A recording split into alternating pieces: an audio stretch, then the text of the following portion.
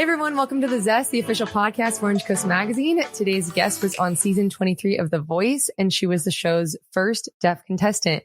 Thank you so much for being here today, Allie. Hello, thank you for having me. I'm really honored to be a part of this.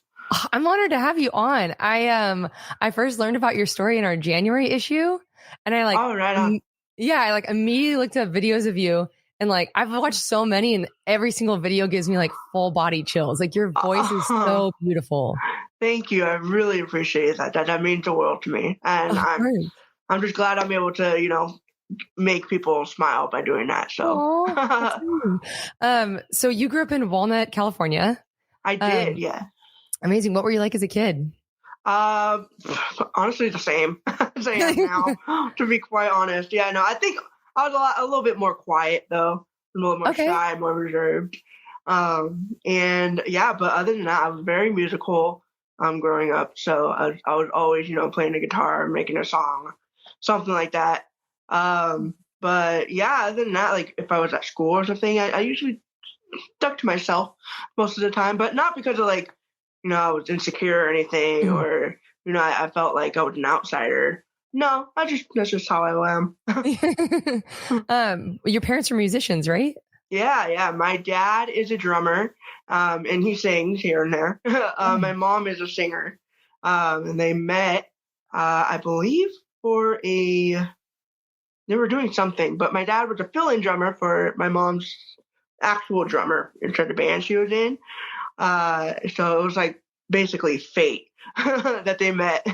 So yeah, that's our little love story. Wow, and you have a sister too. Does she sing as well? I do, yeah, Cammie. They are a bass. Either one. Oh, sorry. No, you're good. Yeah, so she's in New York right now. So she's doing a whole Broadway thing. She's going to school called Circle in the Square. They're pursuing a whole, Broadway, everything like that, and just musical theater, classically trained. She works with Natalie Weiss. So she's I know I can sing, but if you heard Cammie, whoa, she got some pipes. Oh my gosh, that's so cool that your whole family, so it really runs in your blood. Yes, it does. When did you start to fall in love with music? Oh, since day one. I don't think there was ever a quiet day in my home, to be quite honest, which is kind of ironic considering, the obvious, I'm deaf. But it's always been like that. Even if I'm not playing actual music or playing an actual instrument, I'm playing Guitar Hero with my older cousin Christian, or we're singing karaoke, or we're playing YouTube videos and just trying to sing along and hold the longest note that we can. Or anything that we can do is just basically anything musical or artistic, really. It's just I don't know. It's been something that has really brought us closer together as a family and as a unit. And for me, it's definitely helped me find my identity. So yeah, it's just been part of my life, my whole life. So. Wow. We are also a big karaoke family, but no one has a voice like you or your families at all. That is totally okay. I honestly say the less you can sing, the more fun it is. So true. Do you mind sharing? I read in the article that we published in January about how your parents learned that you had hearing loss. Do you mind sharing a bit about that?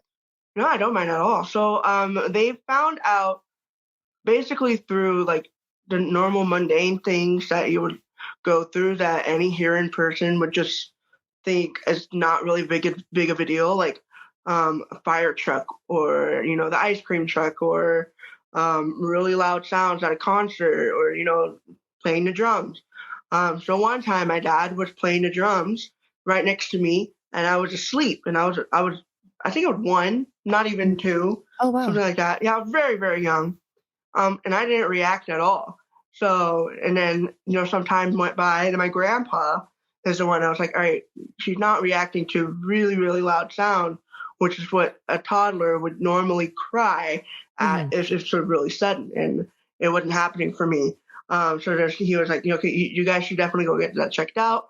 And lo and behold, they get it checked out. And they tell my parents that they say, the doctors, they like to say the words, unfortunately, and I don't really like that they use that, but yeah, they're like, unfortunately, she's deaf, and all these other things that just very discouraging for parents that hear these things about their child, let alone their first child. Oh yeah. And yeah, it was hard. I would assume for my parents, but that never stopped them from doing whatever they could that would be best for me. And I am very, very thankful for all the sacrifices that they made and all the choices they made for to help better my life and my way of living and being able to just live in a big scary world that we're in right now. And yeah, it's just basically kind of like a history lesson how they found out. Definitely. What was the doctor's prognosis? So they said it was, I can't exactly remember, but it was profoundly deaf, bilateral hearing loss or something like that. I can't exactly remember. My mom knows more than I do. Me, I just say I'm deaf and I can't hear you. But there's some fancy words in there, and all I know is that it's both ears. And when I was growing up, I did have a couple surgeries, which was called a stapendectomy, that I know.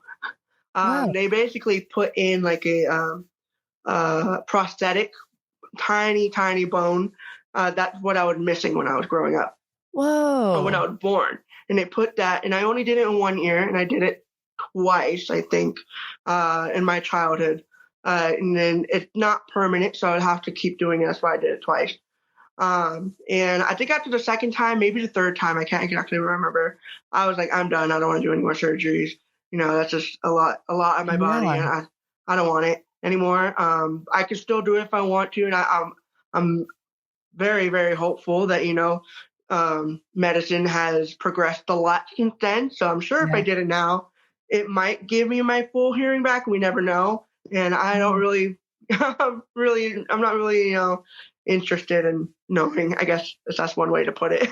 Yeah. I'm kind of okay with where I am right now.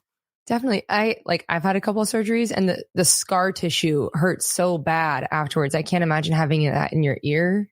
Yeah. So it's just funny. I just thought of this right now. When I was doing those surgeries as a kid, they would have to shave my hair, and I would have like a bald spot basically right here, and I'd hate it as a kid. I was like, I don't want to go back to school looking like that.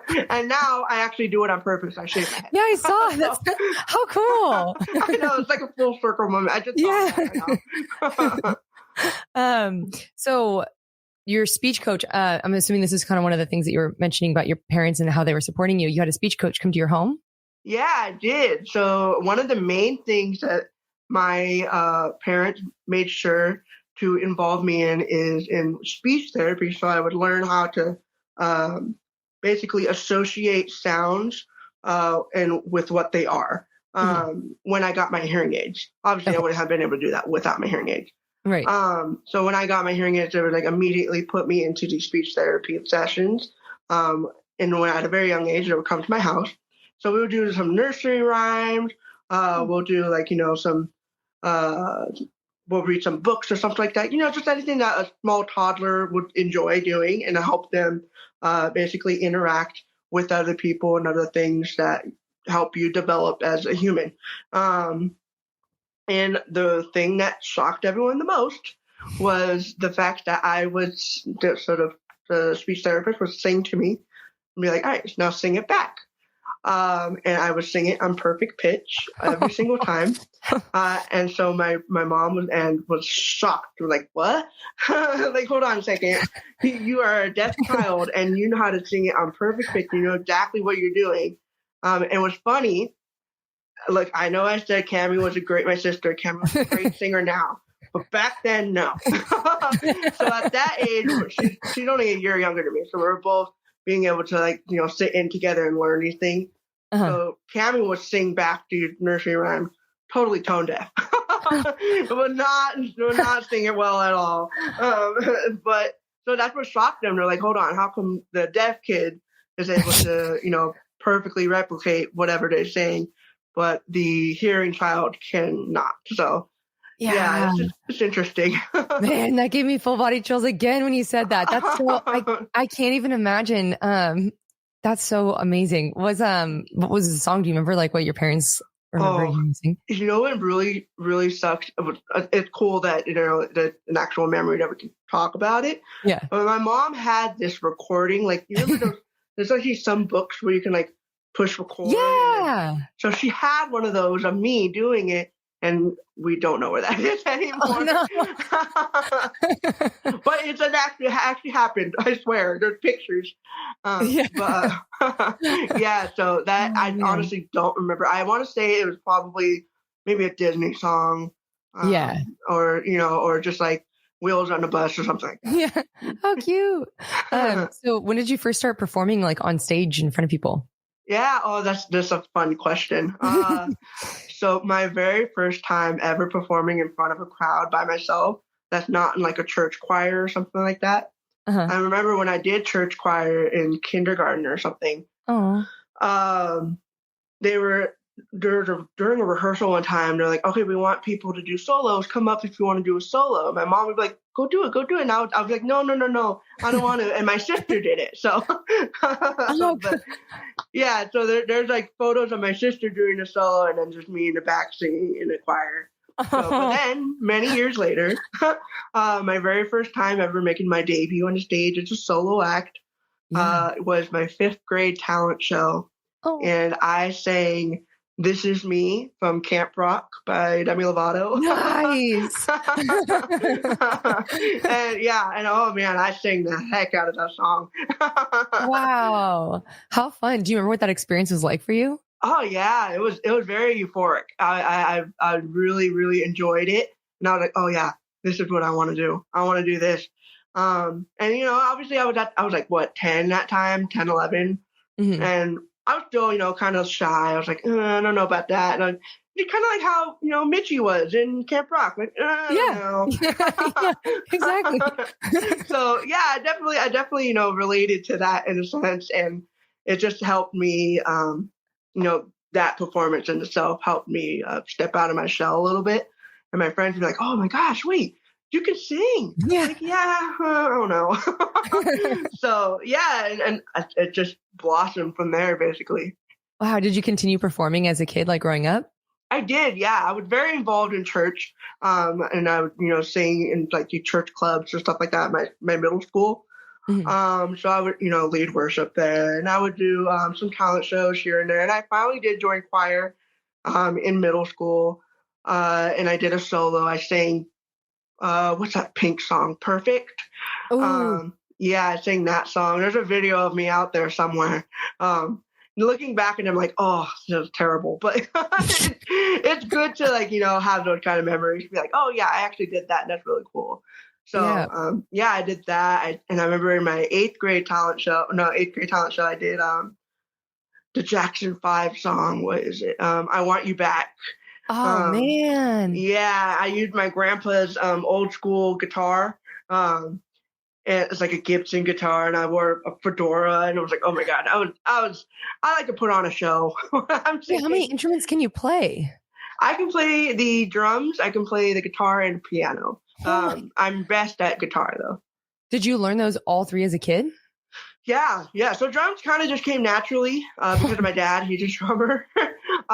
So I think it's not my best instruments, but if you wanted me to play a simple beat, I could probably do it for you. But piano, I learned as a young kid. My dad's uncle would teach me and my sister a little bit. So from that, it just stuck with me. And then I just kind of taught myself. Guitar, I actually learned that with my older cousin, Christian.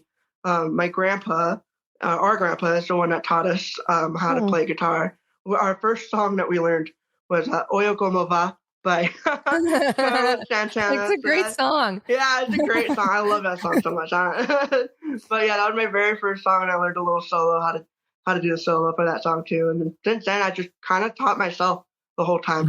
So yeah, I know someone who can hear a song and play it, like they see the music in their head. Can you do that too? So no. Okay. I actually cannot sight read for the life. Okay, I will tell him that. That's great. No, I suck at it. Like I know the basics, but I'm like, oh no. If you put a sheet of music in front of me, I'm like, I don't know. This is gibberish. Oh, you can't read the music. No, I can't. You I don't do know it how all to read music. I just do it all basically from like replicating what I see, or just going based off feeling. Yeah, it's kind of like a weird. So I remember my very first complicated song that I ever learned. Mm-hmm. I'm a huge Demi Lovato fan. Like I love Demi Lovato. So I love her 29 that came out. So good. Oh, love that song. Yeah, I can talk about it for hours. But my very first like complicated song I ever learned was she actually had this concert video of her out playing her song called "Catch Me," and you could see her playing the guitar clearly. So I was like, okay, I'm just gonna look at that and see what it is and hope for the best that I'm playing it right. And I guess I ended up playing it right. So I remember one time I was playing it one time.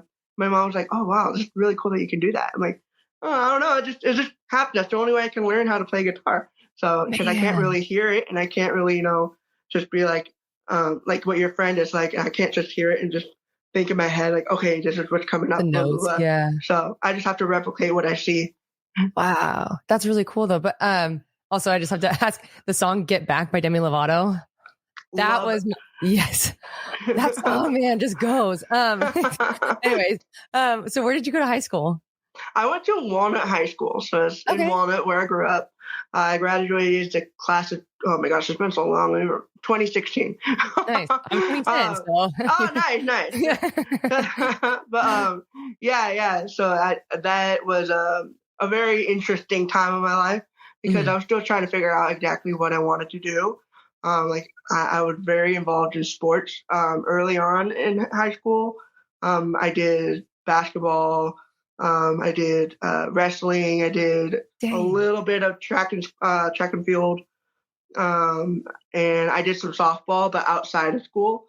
It's been something that I was on my mind. Like, I don't know if I want to do music. I don't know if I want to do sports. I was just kind of like figuring myself out, like any teenagers doing at that age. But I was also very, very involved in the clubs and singing for those clubs, doing like events and stuff like that. And I remember one time, one of my friends came up to me and they're like, "Hey, we really want you to join the choir, choir group and stuff like that." And me being me, I was like, I don't know. I'm too much of a soloist. I gotta sing by myself. So, and thinking back, I'm like, I kind of regret it. Like, I kind of regret not doing choir and stuff like that. Because, I feel like it definitely would have helped me, being able to learn from other peers of mine that also had the same interest. But it's okay though. Cause like I said, I like spending time on my own. Yeah. So of the time that I spent by myself, I did a lot of music. So I was writing a lot. I would, learning more guitar. I would, replicating all these different kinds of riffs and runs and the singing and the music that I listened to. And just, so even though I wasn't learning it in a classroom setting, I definitely was learning it at home. So, yeah. And then you had a teacher who invited you to perform at a restaurant. It was your high school? Yeah. Can you tell me a little bit about that? Yeah, his name is Justin Panlilio. I call him Justin now because I'm way older. I don't need to call him Panlilio. But he was my summer school U.S. history teacher. Wow. Cool dude. He's probably his second year teaching. He was super young, so I was like, "Oh, this dude is cool." Yeah. And immediately, right away, he noticed that because I was the person that carried my guitar everywhere at school. He was like, "Oh, you play the guitar?" I'm like, "Yeah, a little bit." So like, "All right, play for the class." So I did, and he was like, "Oh, this person can sing and can play the guitar. I want to hear more of that." So, then I went through high school, and years went by, and then 2020 happened. So, the COVID shut down and all that, and that was when I was really, really considering the fact that I was like, okay, I need to do music more because I need to start posting more. I need to do something. Mm-hmm. And when we were finally starting to open up and we could start going out now, he was like, "Hey, I have this, restaurant at our hometown that's just opening up, and they have these performers come in, and kind of coffee shop vibe. Yeah. Or like a jazz singer kind of vibe with the piano. Just some background noise. And he was like, would you be interested in doing it? And I was like, yeah, let's just do it. Let's have fun with it. So that was definitely one of my very first performances as an adult that made me understand, like, okay, yeah, I feel like I'm back in 5th grade again on stage singing "This Is Me," and I'm like, okay, I need to keep doing this. I want to keep doing it. And so a little bit after that is when I auditioned for The Voice. Wow. Yeah, and so it's just I think it just all started falling into place right after that. Just one door after the other just kept opening, and it's just crazy to think back. Wow, where does your mind go when you're performing? Like, are you? That's a good question. I actually don't know. I'm just so in the moment that I'm just like making sure that I'm having fun. I know a lot of people, like, they'll sing, like, even a lot of my friends will sing and they're thinking about the next note to sing. They're thinking about the next, what's the next step, what's the next word, what's the next lyric, anything. And to me, it's just like, if I mess up a word, oh well, just have fun with it. Think of something that will grab the audience attention, and just do what you do best, which is music and singing, and have fun with it. Just do it because you love it. So yeah. What college did you go to? So I went to Mount Sac, and then for a little bit I applied to Cal State Fullerton. I got it, and I was like, oh, then The Voice happened. So no way. Okay, let me do The Voice. Yeah. Okay, yeah, so you tried out for The Voice a couple times before you got on? I did, yeah. What was the first time? I did. The first time, it was right when the COVID 2020 happened, and I was auditioning to be on the season with Ariana Grande. But I didn't get that, so I was like, oh, dang, whatever. No Ariana Grande. So then, and then the second time I did it again, that would have been maybe that was for Ariana Grande. I don't remember, but it was no. It was the one with Gwen Stefani and Camila Cabello. Yeah. Oh, okay. Yeah, and I didn't get that one, so I was like, oh, okay. So I felt a little discouraged again. Yeah, I was gonna say. And I was like, it was discouraging. It was very upsetting, because I was like, okay, all these people on the outside or in my life are saying I sound really good. What's going on? Like, why aren't these producers thinking I sound good? And that wasn't the case. So it was more so like, I remember, so when I auditioned the third time to charm, I did it. I submitted, and I didn't really even try. I just kind of like, did whatever songs that I loved, and just took a leap of faith. I was like, all right, this is it. My final time. I'm not going to do it again. And then hope it works.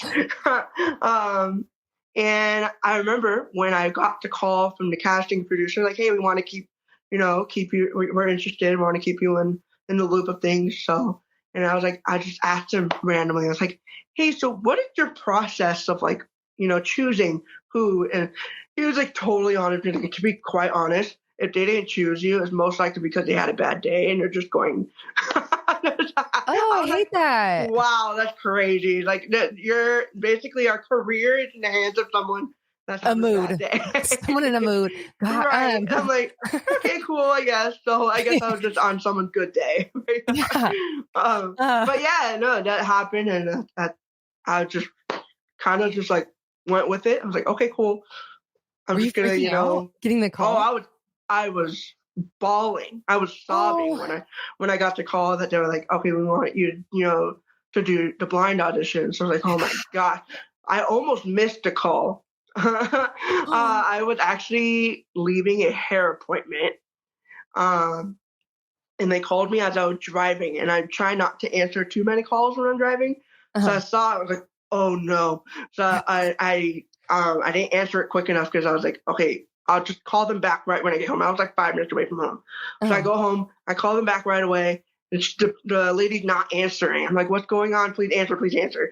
And I text her, and she was like, hey, I'm out of office. Like, you were just in office 5 minutes ago. Oh my God. I'm like, what do you mean you're out of office?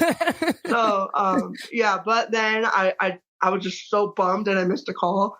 I took a depression nap. And then I woke up maybe an hour later because they called me again. And I was literally groggy. It was like, hello.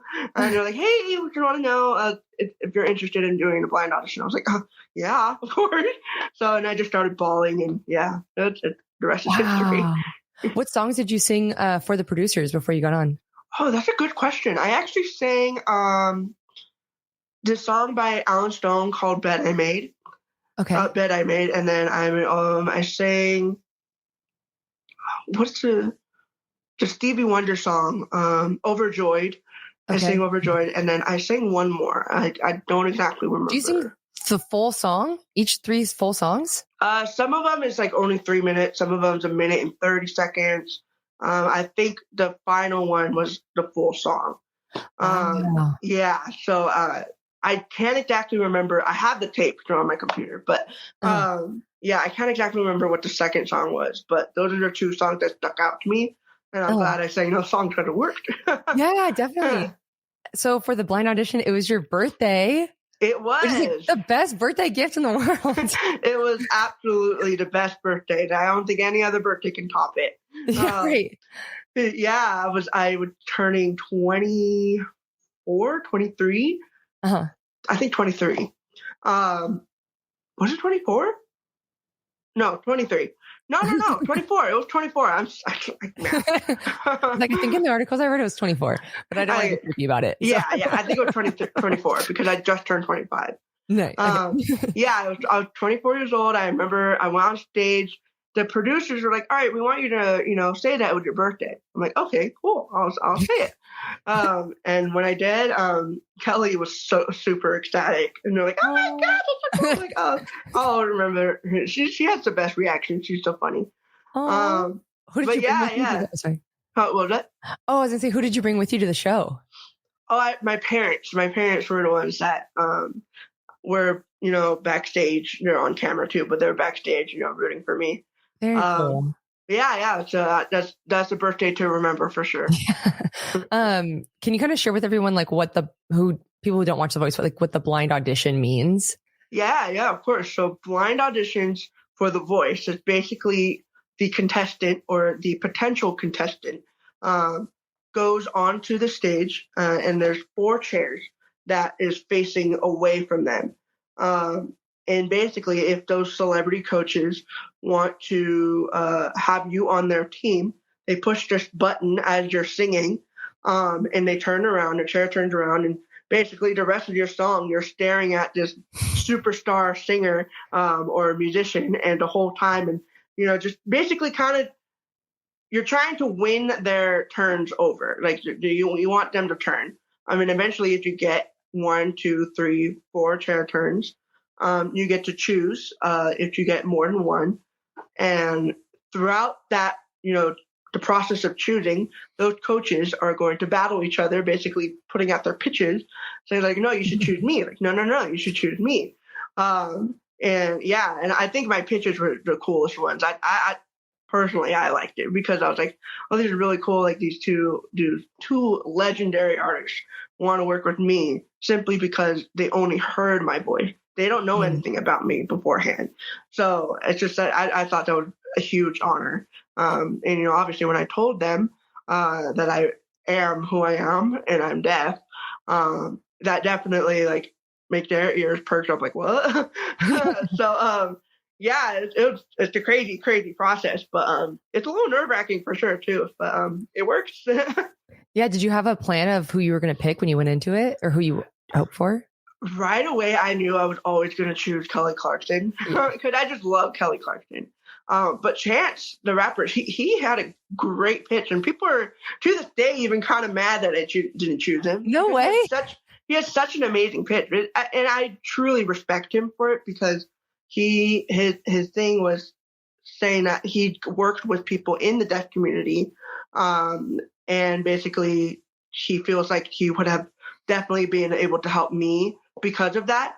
And he's absolutely right. He definitely would. And he still did. Even if he wasn't my coach, he gave me the most amazing advice.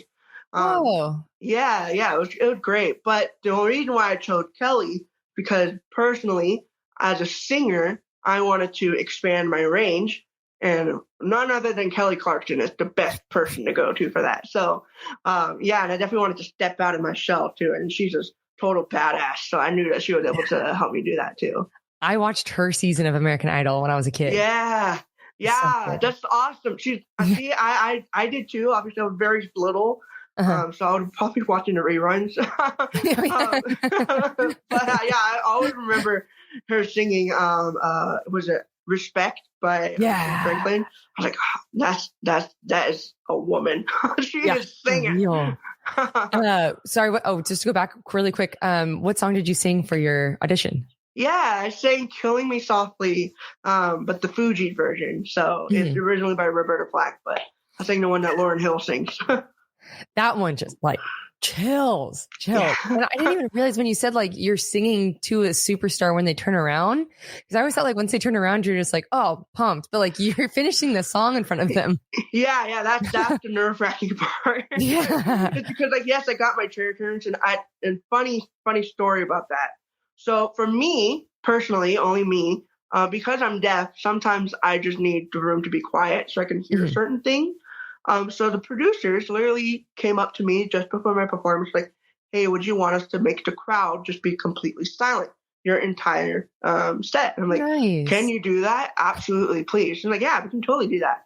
So that kind of backfired on me because I'm very, very appreciative of it. But the only reason is because when the crowd is loud, they're given instructions to be even louder when a chair turns. And I didn't have that reaction because they were quiet for me.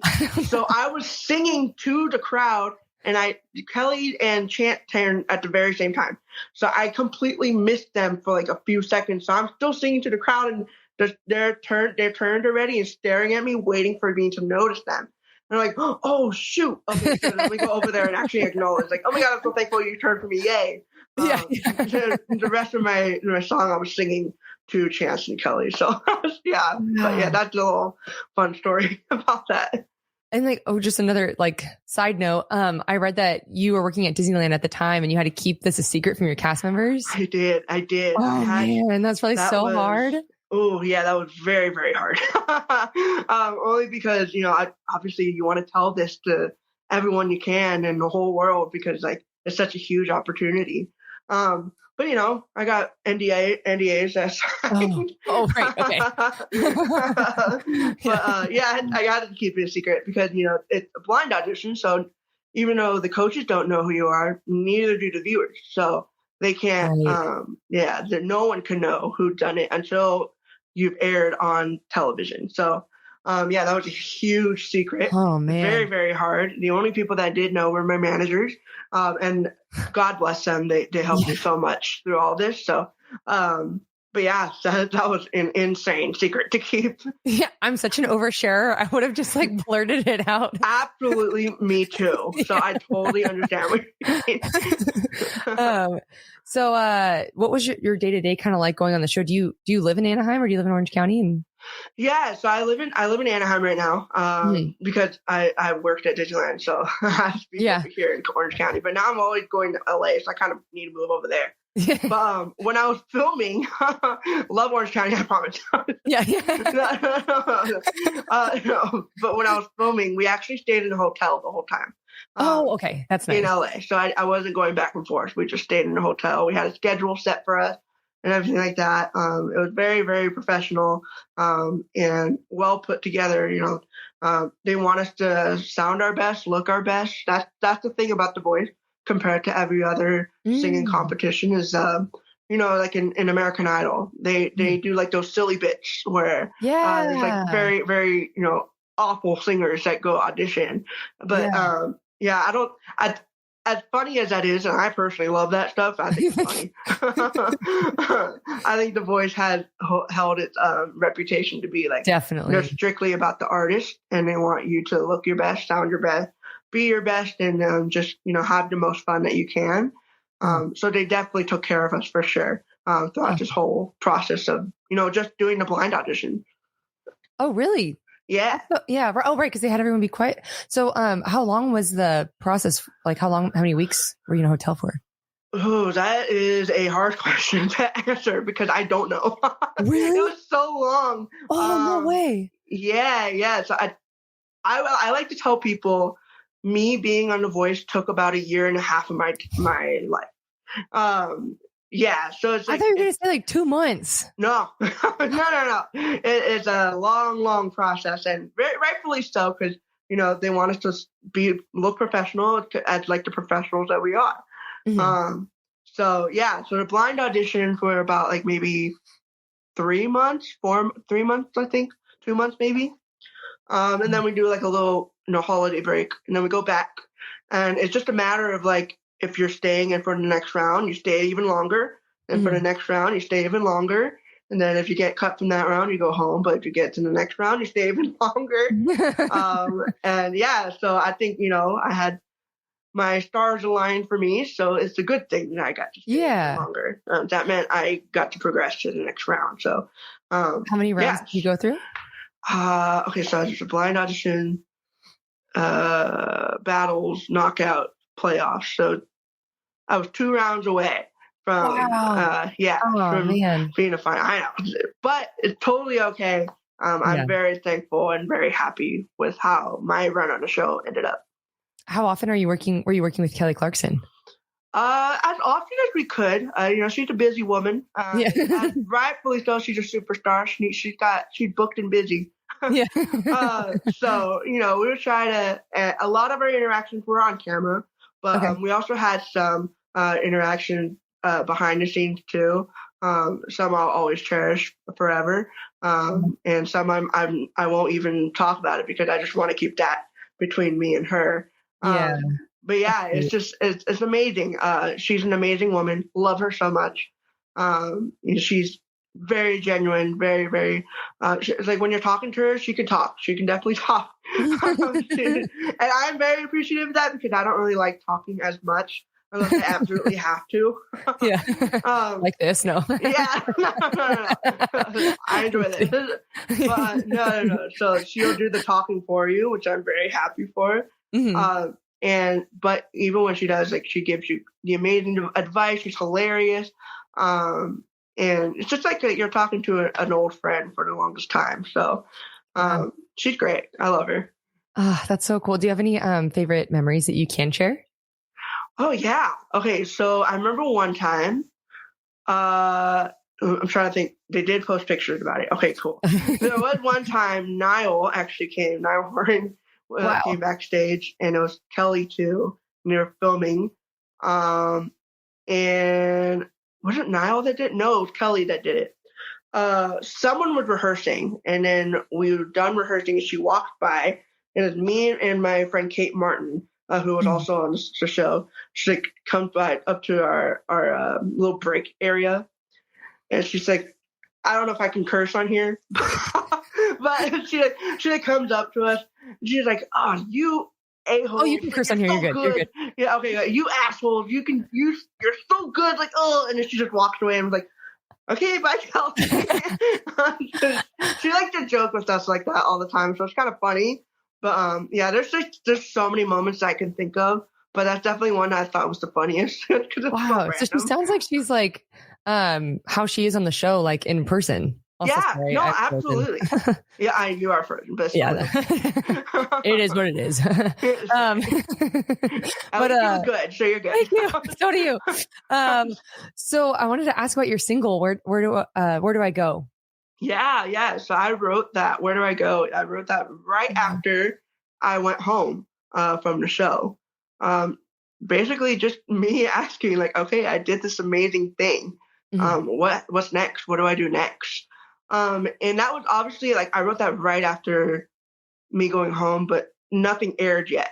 And so little did I know after, everything airing, so many things would be happening for me. So I kind of basically answered my own question. And that would definitely the song definitely manifested something for me.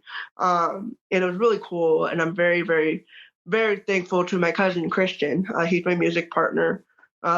He helped me bring that song to life. It's just, I got to sing that song on the Carnegie Hall stage So it's just insane. So it's just so many things that has happened since that song coming out. And I'm just very thankful that it even happened. So, yeah. How did you perform at Carnegie Hall? So I met this amazing angel. Her name is Michelle Christie, Dr. Michelle Christie. She works for this amazing foundation called No Limits. And they specialize in providing care for deaf children in poverty-stricken families. So basically, families that just can't afford the care that they need for whatever it is that their deaf child needs. And she sometimes puts on these events, to either raise money for these for this organization that she runs, or just to bring awareness to there you are.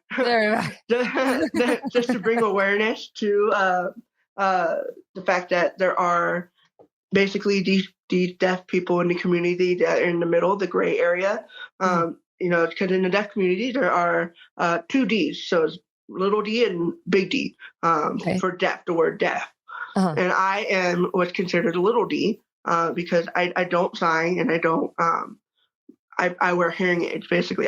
There's like a lot more to it. I'm still learning about it to this day. But being part of this organization and doing that show with Carnegie Hall has definitely helped me understand, like, okay, I see where these people are coming from and their different perspective living as a deaf person. And so that was what that show was about. It's different deaf people coming onto the stage, telling their story. And my story was very musical oriented. So obviously I got to sing a song, and I wasn't going to actually perform at first. I literally brought it up to her. She wanted me to do a performance for the gala that her organization runs to raise money for it. And I saw that they were doing the Carnegie Hall show, and I asked her in the meeting for the gala, like, hey, I want to attend the show. Like, I just want to go see it. And she's like, oh, yeah, but why don't you just be in it? I'm like, huh? Okay. So I was like, okay, definitely, sure, absolutely. So I definitely pooped my pants at that moment. Like, congratulations. Wow. That's incredible. Yeah. I'm sure that was such an amazing experience. Oh, absolutely. It was even better because I got to sing my own song alongside my sister and my cousin. So it was the 3 of us, and we were singing the song that I wrote on Carnegie Hall stage. It's still crazy to say that. So cool. So what's next for you? What can listeners look forward to? Oh, there's so much. I'm just really excited. Yeah, wow. I'm really excited. There's like a lot to look forward to, and I have a lot to thank to Michelle, the person that runs No Limits.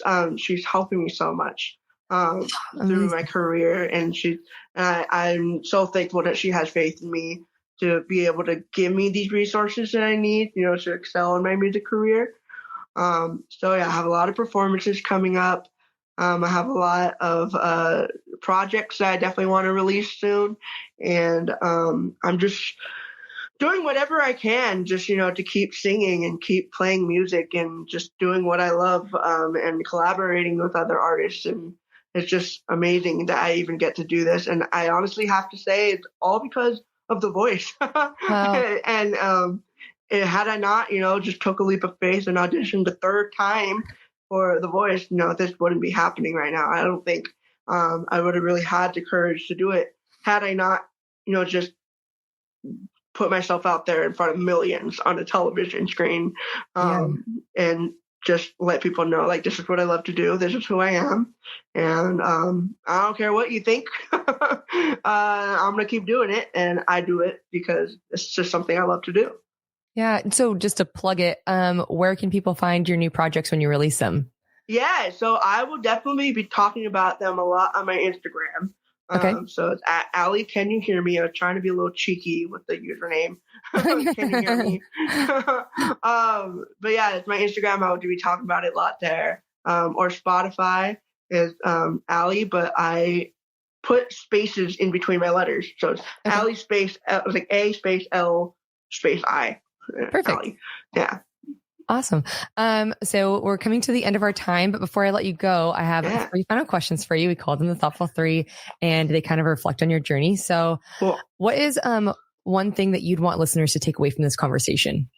Yeah. So just one thing I would love for anyone that's listening to take away from this is the fact that no matter what you are, who you are, or what you do, or whatever is different about you, you can do whatever you love to do because you love it, and there's no one else that can stop you from doing that.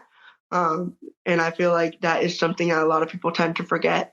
Like, even though some people are going to say certain things, I feel like if you are so passionate about it and you love it so much, what's stopping you from doing it other than yourself at this point? And it's just like, I think that is a big thing people need to understand, is that whatever you choose to do it for the sake of, just because it makes you happy, and that's going to make other people happy too. I love that. Yeah. What advice would you have for someone whose dream might feel out of reach right now?